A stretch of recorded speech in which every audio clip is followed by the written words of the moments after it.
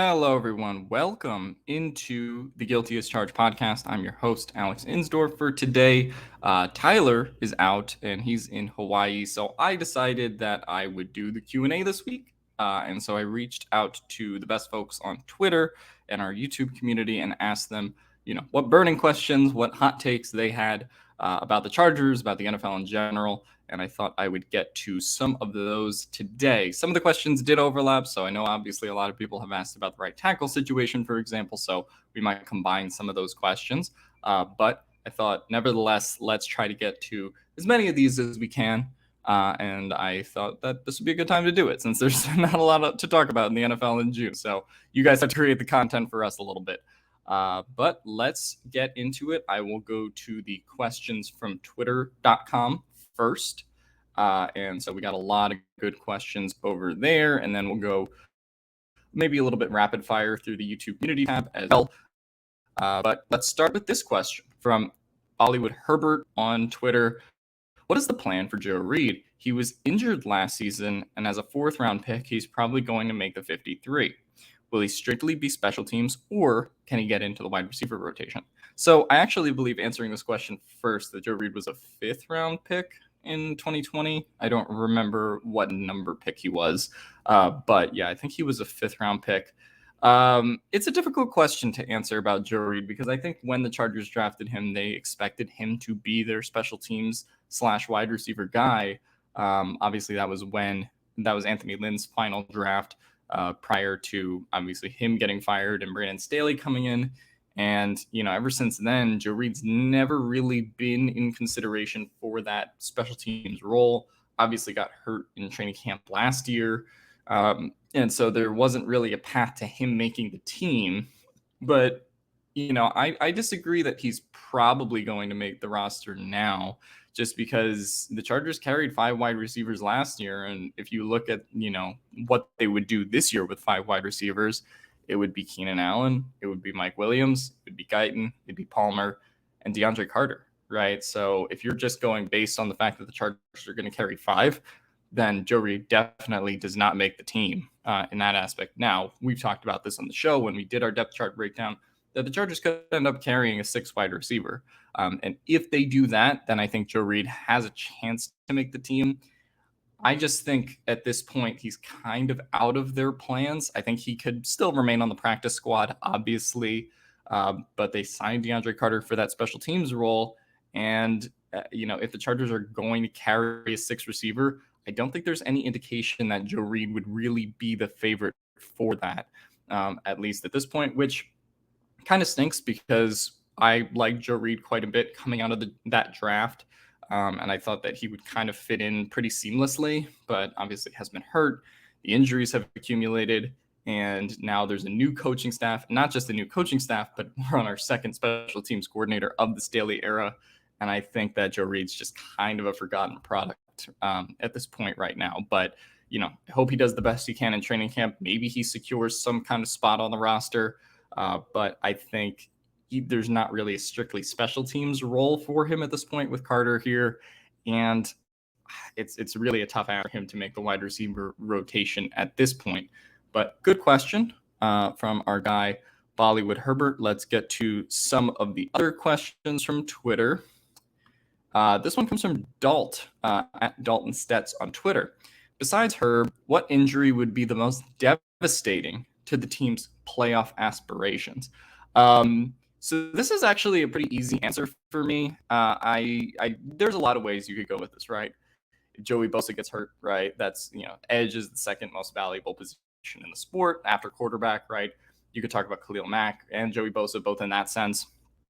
You could go to left tackle and talk about Rashawn Slater, right? The Chargers already have this problem at right tackle. So if their left tackle goes down, then, the playoffs nature of this season could immediately get off to a really bad start if that were to happen, right?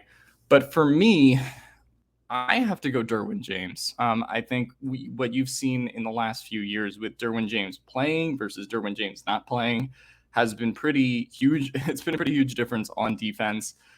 He plays at all 3 levels of their defense. He's the player that Brandon Staley really builds the defense around the most. Obviously, like Khalil Mack and Joey Bosa, the quarterbacks, like they're all very important, but it just doesn't really work without Derwin James. And then if Derwin gets hurt, you're sort of left trying to use Nasir Adderley and like JT Woods in that role, which I mean, like I believe in Nasir, like he's good, but the amount of responsibility and the amount of skill it takes to do Derwin's job, like I don't think anyone on the defense can really do that. And so I think obviously, he's been one of the captains on this team, big motivational leader, and he's the biggest part of this defense. And so for me, this defense just does not work if you do not have Derwin James. We've seen that before in previous seasons where Derwin has been injured.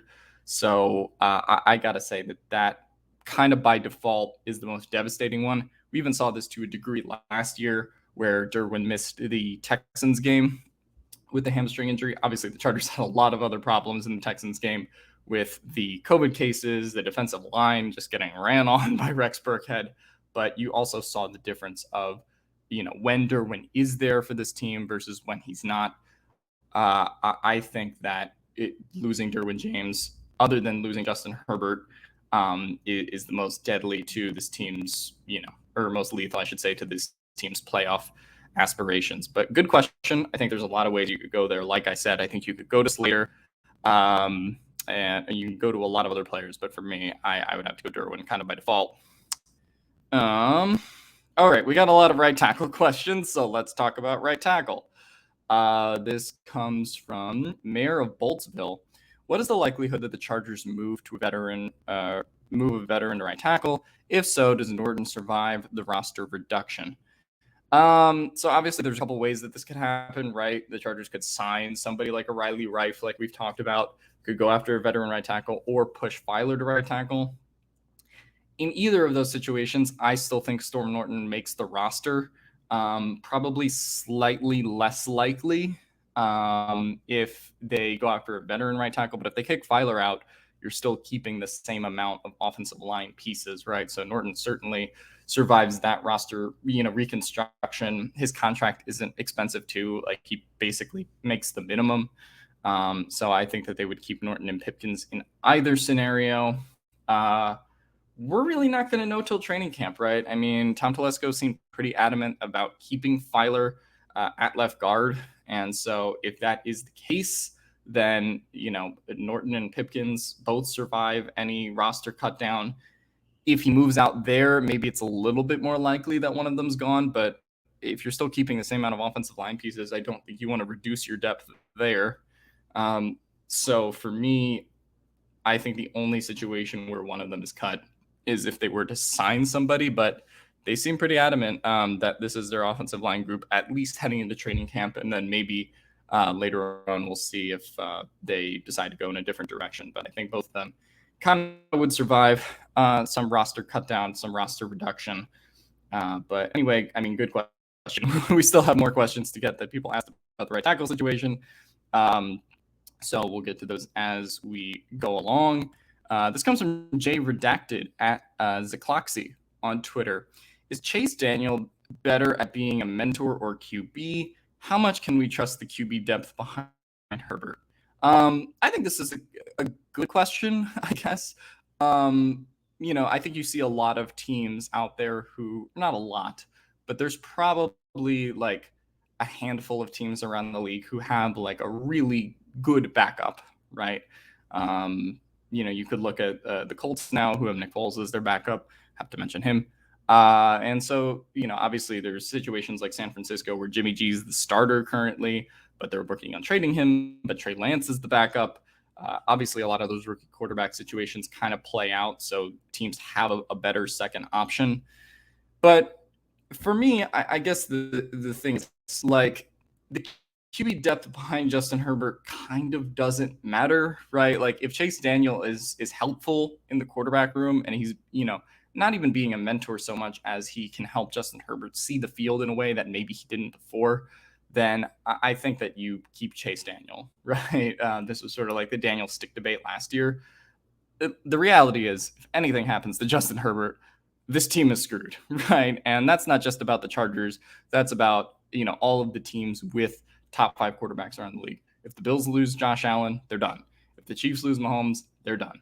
If the Chargers lose Herbert, they're done, right? So I think you could talk about this in like a one game kind of scenario, right?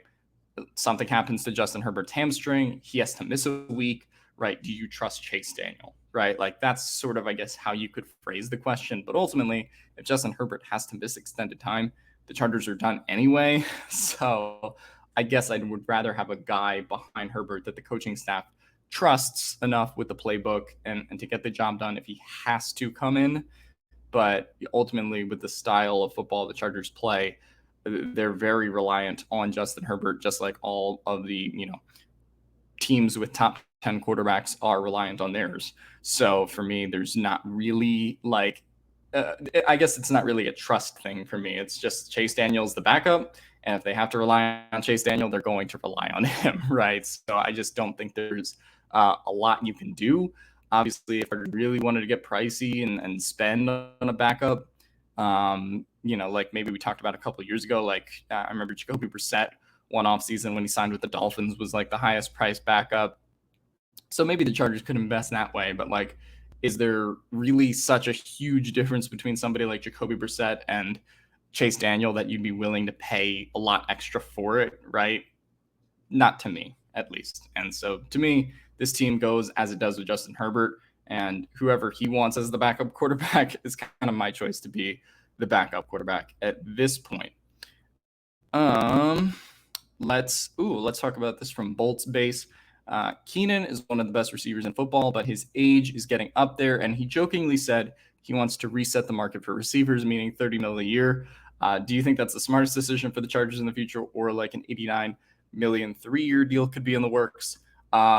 So yeah, this actually was a quote from Keenan at OTAs in that Mike Williams, Keenan Allen press conference where he said that he wants to reset the market. So for those who are unfamiliar with Keenan's contract situation, he's a free agent after the 2024 season. So he still has 3 years left on that deal, was extended in 2020. I believe his contract is 4 years, $80 million. So he basically makes $20 million average annual value. And then if you look at his cap hits, I believe they climb to $23 million next year and then $25 million in 2024. So I think the reality is this, like, Keenan Allen is going to be, a Charger for as long as the Chargers will have him, right? And so I do think he'll ultimately finish his career here. But when Keenan Allen gets out of that contract, he's going to be 33 years old, right? And the Chargers kind of designed it like that too, right? Because by the time Keenan Allen's contract is done, that's when they have to pay Justin Herbert, right? They sort of have formulated Joey Bosa's contract in a similar way. And so in that sense, I think the reality is Keenan probably will decline a little bit by the time he gets to 33. Who knows what wide receiver money will be like by then, but I don't think he'll be in a position to reset the market at that point. Obviously, I still think Keenan Allen's game, the way that he ages, the way that his game is not predicated on like top tier athleticism. It's more based on route running. He's a technician, like as has kind of been talked about. I think that will help him. But, I don't think anyone thinks that Keenan Allen's going to reset the market. And I think Keenan Allen was clearly joking when he made that comment. But if we're talking about what the Chargers can kind of do with Keenan Allen going forward, I do think you can probably in 2023 or 2024 look forward to a restructure of Keenan Allen's deal, because if you do go to Spot Track, as it stands right now, it's a $23 million cap hit in 2023, a $25 million cap hit in 2024. So I think if the Chargers want to restructure, mitigate those cap hits, free up some cap room, I think that's probably, talking about the immediate future, what you're looking for in Keenan Allen's contract. And, I think based on how they're going to be freeing up cap space, they restructured Khalil Mack this offseason.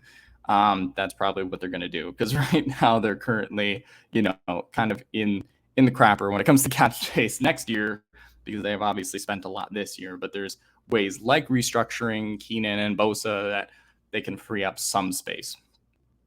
Another right tackle question from Edward Moretti. Any chain is only as good as its weakest link. Right tackle is ours. Thoughts? Um, so I sort of agree with this concern, right? Like, but at the same time, I think that Justin Herbert, even with poor right tackle play, has shown the ability to keep the Chargers in games. Now, are there disasters that can come, like we mentioned earlier, the potential of Slater getting injured, the potential of like having to throw a Senio Kelemete like option into the game like had to last year against Denver. Yeah, injuries and all that stuff can strike at any time. But at the same time, I think if right tackle is your weakness, I think you feel at least a little bit more comfortable with that than you do about, say, left tackle, right?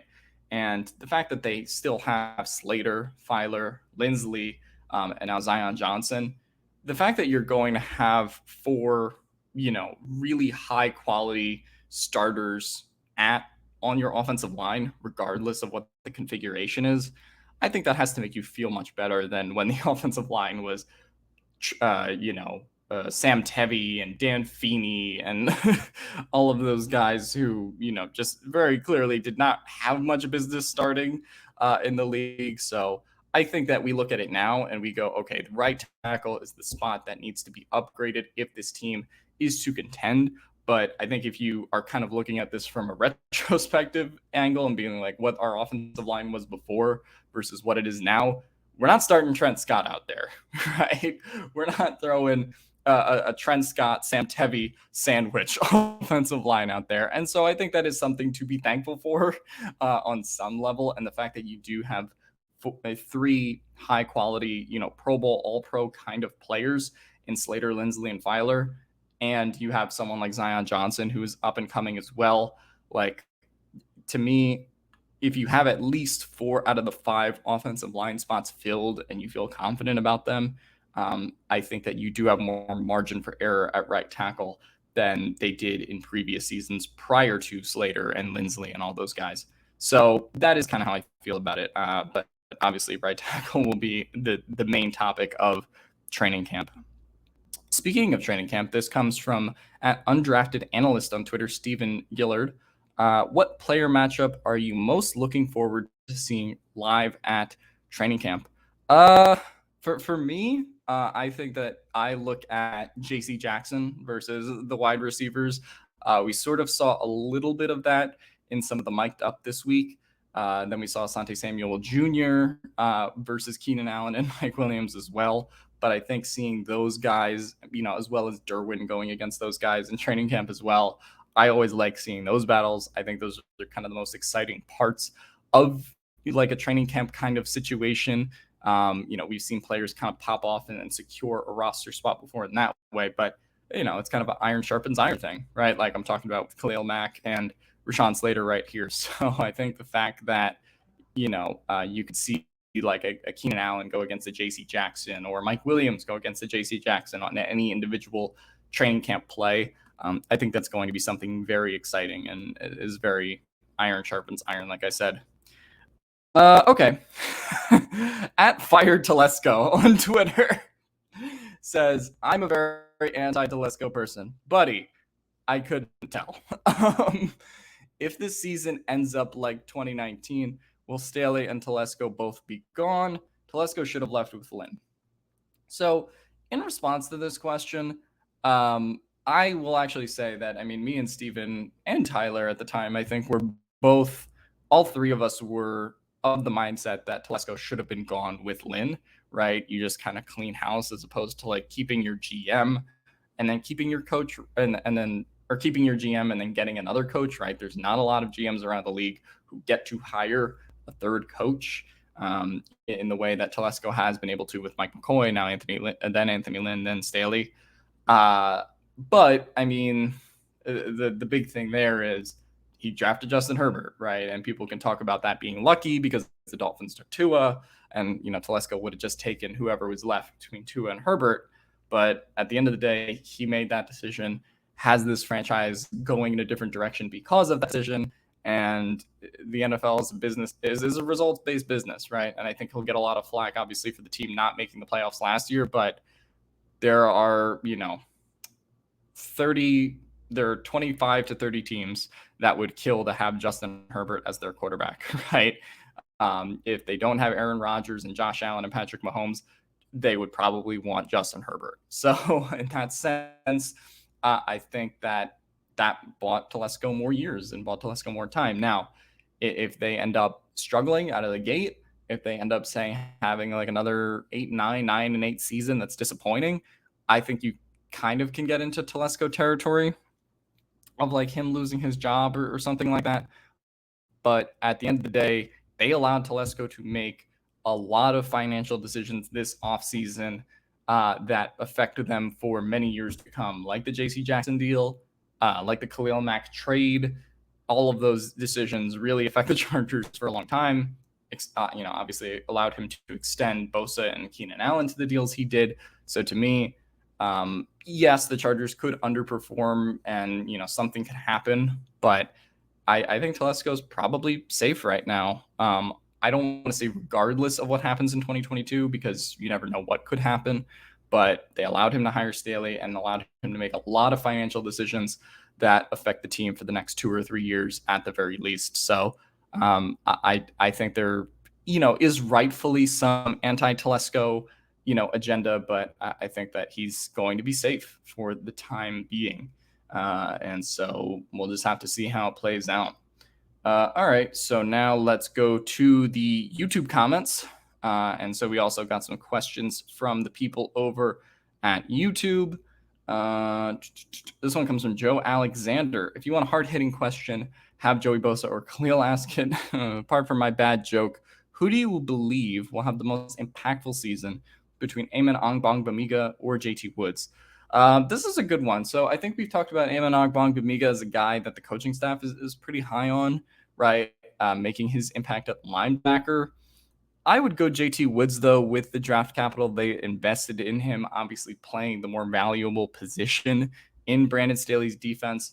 I think there's going to be a motivation to get him on the field also because of Nasir Adderley's contract situation. This is obviously the last year of his deal, probably not going to be re-signed just with the Chargers' financial situation anyway. So I think they're going to want to see JT Woods and prioritize him getting on the field quite a bit this season. And Amen Ongbong-Bamiga obviously just plays the less valuable position in Staley's defense in a depth chart where you probably have Kenneth Murray, Drew Tranquill, and probably Troy Reeder ahead of him, right? Given that, at least at the time being. So I would go with JT Woods having the more impactful season on the team. This is from Gecko Cujo 76. If Pipkins and Filer are good enough to start at right tackle and every versatile lineman on the roster can play guard, why was Storm Norton never substituted in the Raiders game? Whose ultimate decision would that have been? So I'm actually going to pull up our lads really quick because I think it's worth talking about, just in terms of why the Chargers went with Storm Norton in the Raiders game and why they never pulled him. Because I do think there is, to some extent, a little bit of revisionist history when it comes to this, right? Obviously, we look at the Chargers' offensive line as it is right now, and we say, okay, you have Zion Johnson, you have Jamari Sallier, you got Will Clapp to be backup center. The Chargers beef up the year. And so I think people look at how it is now and go, oh, well, then, why didn't they just put Filer right tackle, right?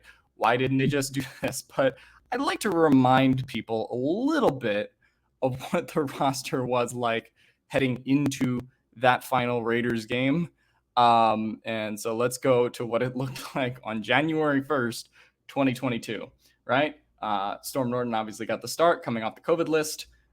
You had Michael Schofield, you had Corey Linsley, you had Matt Filer, and you had Rashawn Slater, obviously, as well. Michael Schofield, obviously, because Oday Ibushi got hurt earlier in the year. Storm Norton starting because Brian Blaga was hurt. But tell me what the move is, I guess, if you wanted to put Filer at right tackle, if you wanted to move someone around on the interior, right? Because if you move Filer to right tackle in this game and you bench Storm Norton, that means that you're probably going to throw a rookie Brendan Hymes in at left guard who hasn't played a game yet. You're just going to throw him in, right? In the most important playoff game of the season, right? Is that much of a preferable option to starting Storm Norton, right? Do you guys want to put Senio Kelemete in, right? Do you want to put him in Matt Filer's spot and kick him out to right tackle, right? So I think you can also say based on merit, should Storm Norton have gotten benched? Maybe, right? Maybe Storm Norton should have gotten benched and you throw Trey Pipkins into the game based on how he played against Kansas City, right? Like maybe you look at the situation like that, but NFL teams tend to not bench, offensive line players mid-game, right? Like we've seen the occasional, like, okay, they took Michael Davis out of the game because he blew an assignment or something like that. But they just don't do that with offensive linemen. And I think that going into the game, if you're changing your five that you throw out there, you really only want it to be because of injury. So yeah, I also say this about Storm Norton. If you go back and look at the numbers, right, on PFF and what he was doing the last 3 or 4 weeks prior to, having to start that Raiders game, he was actually pretty decent, right? I think in those 4 games prior to the Raiders game, he averaged 2 pressures a game for, something like a total of 8 pressures in that time span. And obviously, I think had like 2 sacks given up in the 4 games prior to the Raiders game, so averaged half a sack per game. So while we go, okay, Max Crosby just absolutely ate his lunch, and the Raiders gave him a lot of trouble, I think it's worth pointing out that Storm Norton had actually kind of stabilized prior to that game, which gave the coaching staff some optimism that it would not be as bad as 11 pressures and 2 sacks given up in that Raiders game. So I do think there is a little bit of revisionist history going back to that. And I just think in general, once you throw your 5 out there into the game, NFL teams just don't like benching guys. And so in that sense, or benching guys that play along the offensive line, I think you leave your 5 out there. And so maybe there's revisionist history about that situation, but to me, it was never that bad of a decision to throw Storm Norton out there and not pull him. But that's obviously up for debate. Okay. Keith asks, just watched the Sebastian Joseph Day mic'd up. It's crazy how unengaged Tillery is. He just stands off to the side and is like a shadow to the D-line group. Do you think that's a sign of his effort and passion? My lawyers have advised me not to comment on this question. But I actually didn't watch the Sebastian Joseph Day mic'd up. I took a look at the Asante Samuel Jr. one, but obviously SJD has a lot of energy, and it's just, he plays like his hair is on fire. Every rep, he's just that kind of guy. And this is, I think, the first week of OTAs that Tillery showed up, did not show up the week before. And so, obviously this is after the Chargers declined his 5th-year option. Tillery's never been that emotive of a guy on the field, right? And I don't think that's necessarily a sign of passion, right, or effort. I just think this is the position he's in with the team at this point. Obviously, he knows he's not going to be there too much longer after they turn down his 5th-year option, even though I think he knows he's in a contract year and has to kind of produce to get a contract with another team. I just think there's a natural inclination to not be super passionate about, like a team that just kind of threw you out the door long term. Not saying it was right, not saying it was wrong. I mean, I think we all do agree that turning down the 5th-year option on Tillery was the right decision. But I guess the Chargers shouldn't be surprised that he's a little bit more unengaged than usual, if that is the case, watching the mic'd up. But, those videos are also cut in a way where they sort of hype up the player that they're about, and everyone else kind of looks like they have a little less energy by comparison. Tillery, I think, is still going to be fine in what he does by the time the season comes around. He'll be that, situational pass rusher, right? Like that's what his role is at this point. You're not reinventing the wheel with him. But I do agree that you would like to see a little bit more fire in Tillery's game than what he's shown at this point. The next question comes from Zeus Era. We own the sky. Herbert quite possibly has the best tools of any quarterback. My question for you guys is regarding the drops. Do you think Herbert needs to take some stank off of his throws, or because the window and timing needs to be so precise and is needs to be so precise it's needed, and it's the wide receiver's responsibility to make those catches if the throw is accurate. So this was a question, I think, even going back to like Herbert's rookie year, right? There were some of those balls where Herbert had to throw it like 5 yards to Keenan Allen or something, and then he would just like dart it in there, and it would just be too difficult for Keenan Allen to catch. The team obviously had a much more significant drop problem in 2021. But I tend to agree with what players like Keenan Allen have said and echoed, which is, you look, if the ball's too hard to catch, you got to get on the jugs machine, right? Justin Herbert, has been putting it right in the hands. It's one thing if, he makes you quarterbacks that like make their wide receivers do a body catch or something like that, or they put it in the breadbasket instead of in the hands. But regardless of how hard Justin Herbert throws it, I think you just have to catch it. And I think that's been the attitude of the wide receiver room. I think that's what they want to correct this year. So we do get this question, somewhat often regarding Herbert and how hard he throws the ball. But at the end of the day, Patrick Mahomes throws the ball very hard too. So does Josh Allen. So does Aaron Rodgers, right? And all those guys, all those teams did not have the chronic drop problems that the Chargers had last year. And I don't think that's a thing you expect to carry over from year to year as well, right? Drops tend to not be a statistic that carries over from year to year. So in that sense, I don't think it's as big of a deal as people maybe want to make it out to be.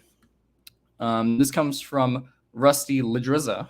What are some defensive lineups you foresee in the different down and distance situations? Is there a possibility of all four cornerbacks being on the field at the same time? Or if Adderley and Woods are too high and Derwin near the line, who else is on the field?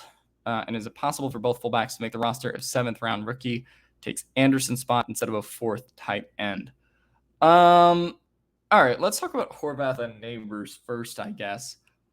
I don't think it's possible for both fullbacks to make the roster, right? I guess in this question, you're saying you treat Horvath as like a 4th tight end instead of a fullback.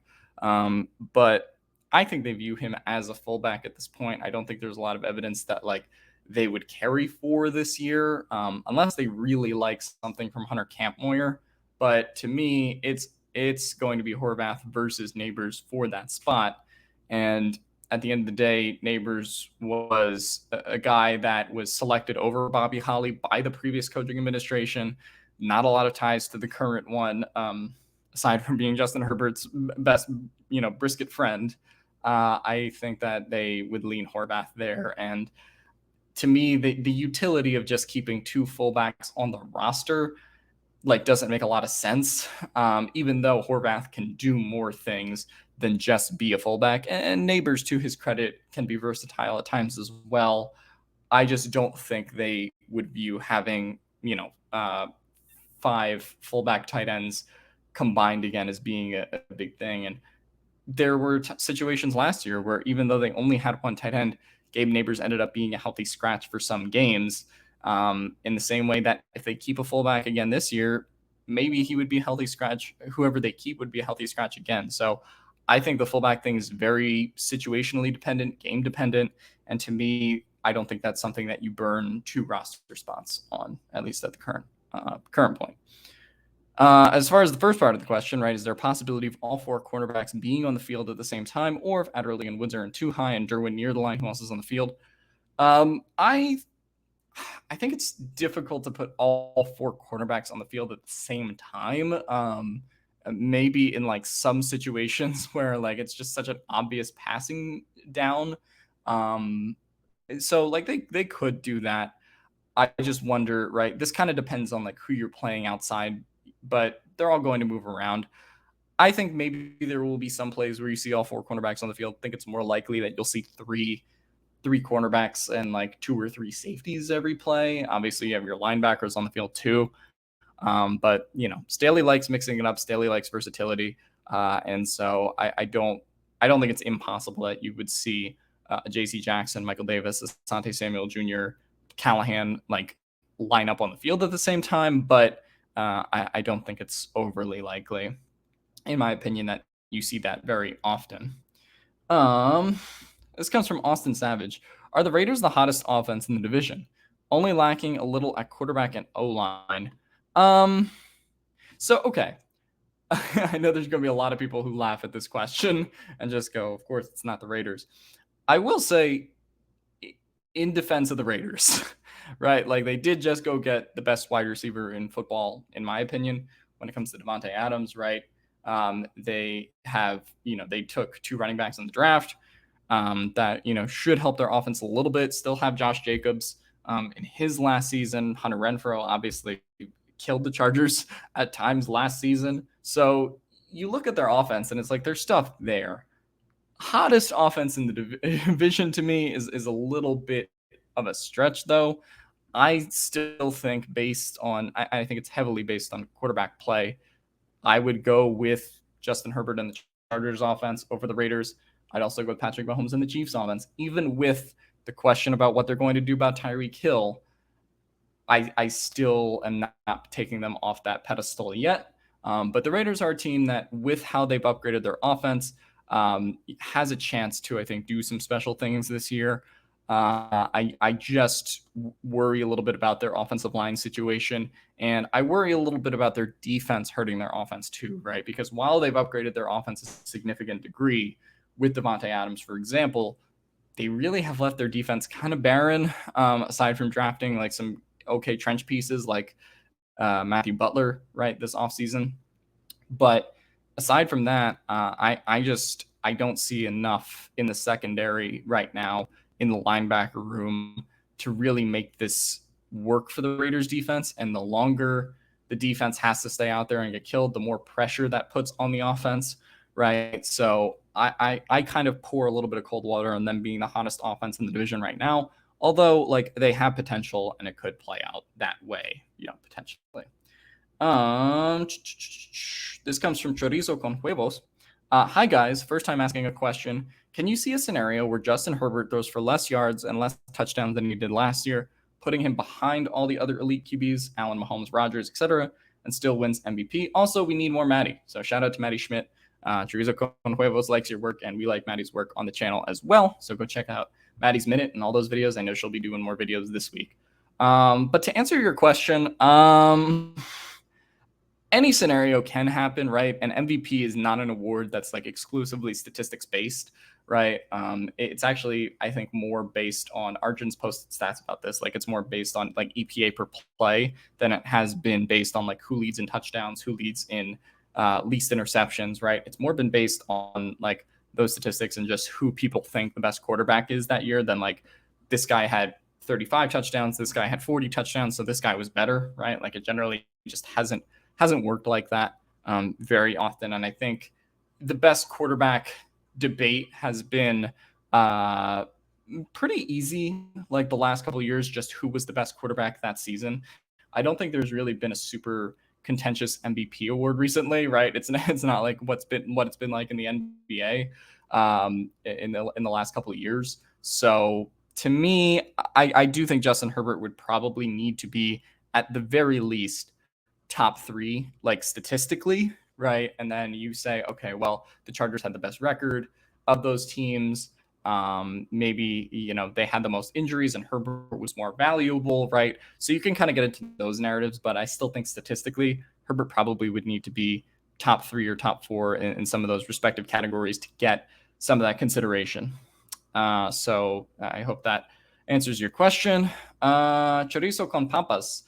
Dear Gak, ticket prices are just as bad as California gas prices. Can't relate, don't live in California, but gas prices are bad everywhere across the nation right now, I guess. Where's the best place to buy tickets? Everything on Ticketmaster is a verified resale, and they've jacked the damn price up, preferably section 119 to 122. Please help. Sincerely, married student, father of 3. Yeah, see, I think Tyler and Steven would know this a little bit better. I know Tyler himself is a season ticket holder, and Steven is a guy who buys tickets from week to week during the season. I personally, for tickets, I haven't been to many NFL games recently, but I tend to use SeatGeek. That's the one that I use.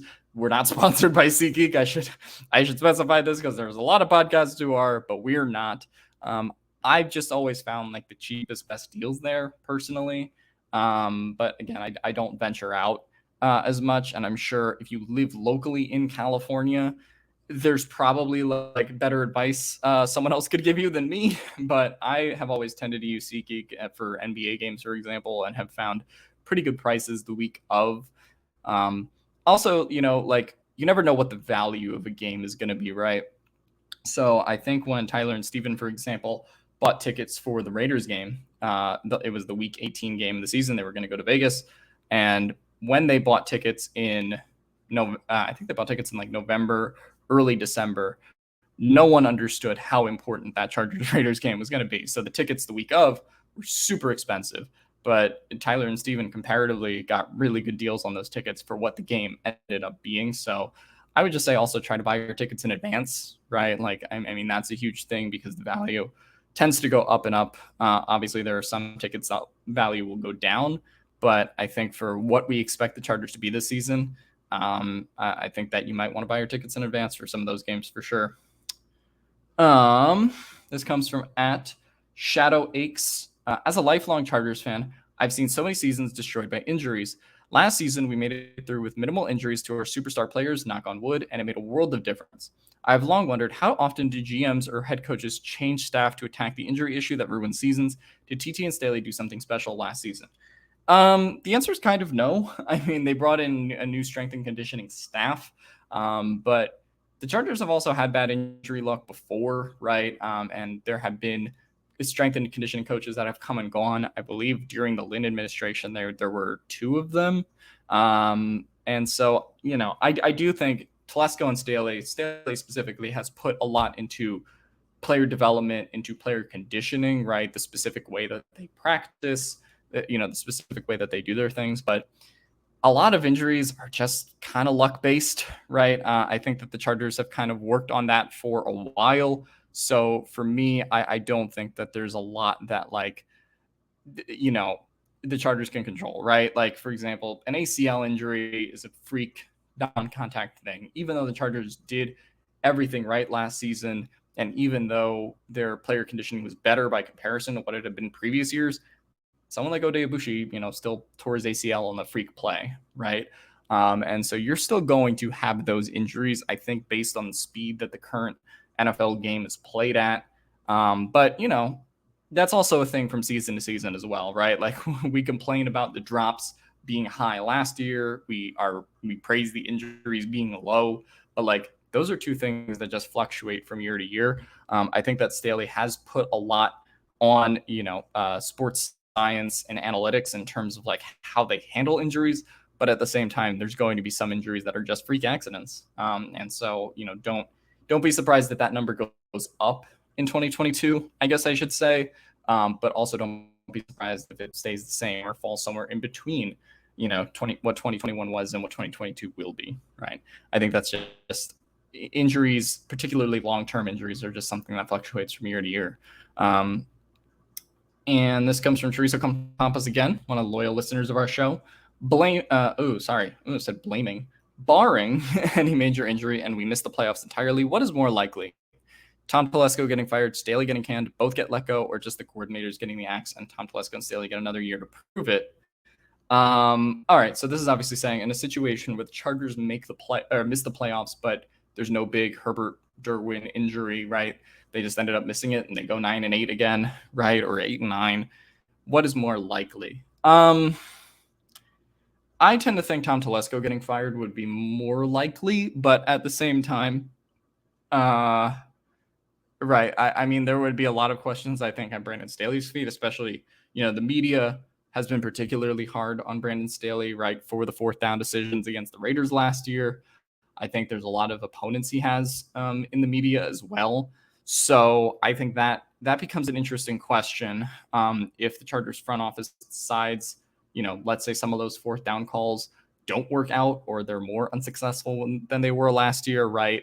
And the Chargers lose like an extra 2-3 games because of it, then like that creates a scenario where I could see an ownership group that is not as like football based as like maybe like Stephen Jones and Jerry and the Cowboys are. Like, for example, Telesco, or I should say Spanos, has been a lot more hands off, right? I think media perception can certainly get Staley in a little bit of trouble. But honestly, I think both Telesco and Staley are safe, barring like a complete disaster, right? And they go like 5-12 or 4-13 or something. Like that could happen, but I don't think it's super likely. I mean, they have a pretty high floor with Justin Herbert as their quarterback. I think you probably look at the coordinators, just based on the fact that they've allowed Telesco to spend as much money as he has this offseason for the long term. And, Staley just got here, right? So are they going to can Brandon Staley this early on in the process? I tend to not think that that's the case. So I think both would get another year to prove it with some moves potentially at coordinator if the offense struggles, or but even if you get to the defense struggling, that's sort of the thing. Like Brandon Staley really is the defensive coordinator, right? Even we talk about Ronaldo Hill and what he does for the team. I just at this point, Staley is the defensive coordinator, so any defensive struggles are kind of attributed to him and the injuries on that unit as opposed to a coordinator. So if the offense struggles, I think you could see it being potentially Joe Lombardi, but I think it's way too early, obviously, to say at this point. From Rainier Codes, can we get a record prediction? I've been on the record saying mine is 11-6. I think Steven and Tyler have both said 12-5. I just look at that schedule and I think there's going to be series that they split. I think they win one of the Chiefs games. I think they probably win one of the Raiders games. I think they honestly end up splitting like all three divisional series. I say that every year, but I mean, the AFC West is really competitive. I could see them sweeping the Raiders.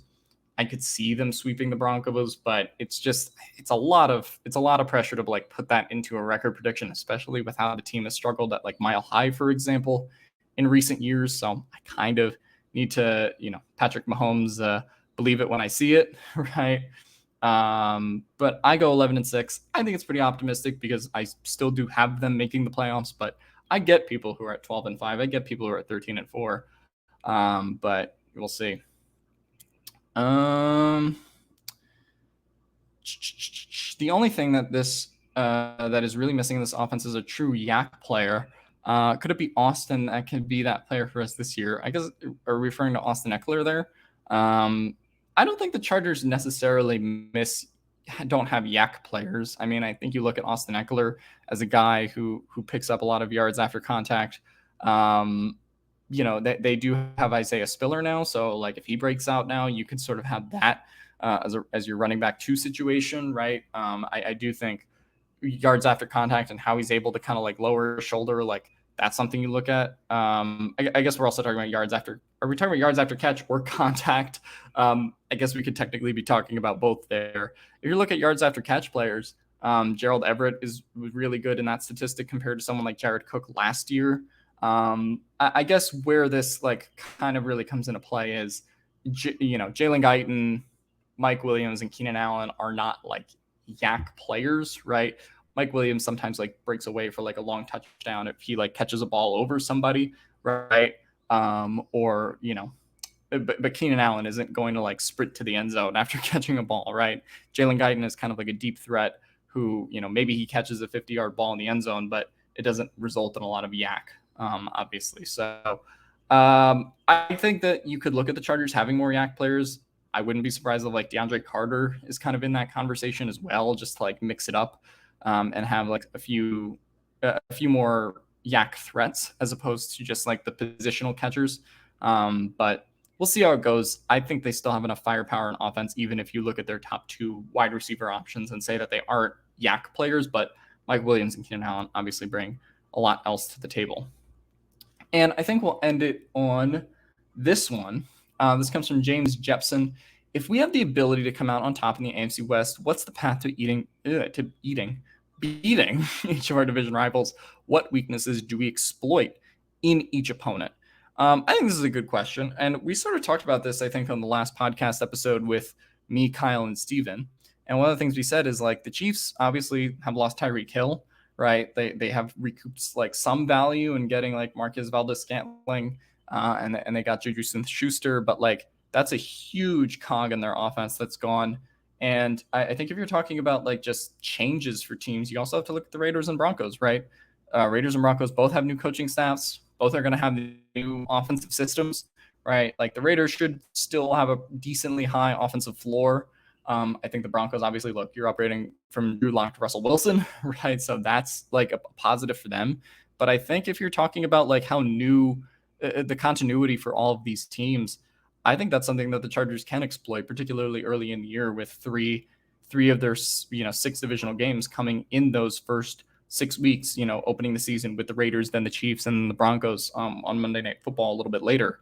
So I think if you're talking about like more specific team weaknesses other than just continuity, I think you want to kind of exploit the Tyreek Hill thing for the Chiefs. Particularly that you're playing them earlier in the season, a lack of a cohesive offensive identity maybe at that point. I think if you have your, obviously the upgraded secondary that they have with J.C. Jackson being in the fold now, and now you have the ability to put more pressure on Mahomes from a pass rushing standpoint, that's something where I think maybe they can get the Chiefs in that early game on Thursday Night Football before they have a real cohesive identity. The Raiders' weakness, their defense. I mean, like obviously, they have Chandler Jones and Max Crosby.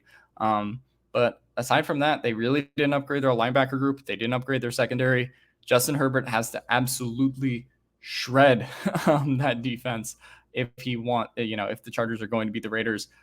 Probably some shootout kind of games in that aspect as well. And of course, Max Crosby versus Storm Norton or versus Trey Pipkins or versus anyone like should scare the Chargers. But I think you look at what the Raiders have in the secondary back there. They didn't really help themselves in the draft. They didn't really help themselves in free agency in that regard. Their defense is still pretty shoddy at this point compared to what the Chargers are going to be this year.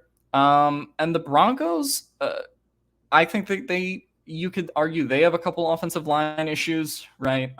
Russell Wilson is one of Russell Wilson's biggest weaknesses, I should say, is how he's been reacting to pressure the last couple of seasons. The Chargers play a lot of too high, which Russell Wilson has struggled with, particularly in recent years. Has obviously kind of ran himself into some sacks as well. So I think causing more dysfunction and, letting Russ burn down the building by cooking, that's kind of what you want to see against the Broncos. Obviously not going to happen every drive. Russell Wilson's still really good. But I think you want to sort of exploit Russell Wilson's unpredictability a little bit and have that, play into your favor, cause a couple turnovers, and, kind of get the offense going in that way as well. But yeah, that is the last question for today, guys. Let me know what you think down in the comments below about any of these questions. Let me know your thoughts. And there's been a long Q&A, but I will see you guys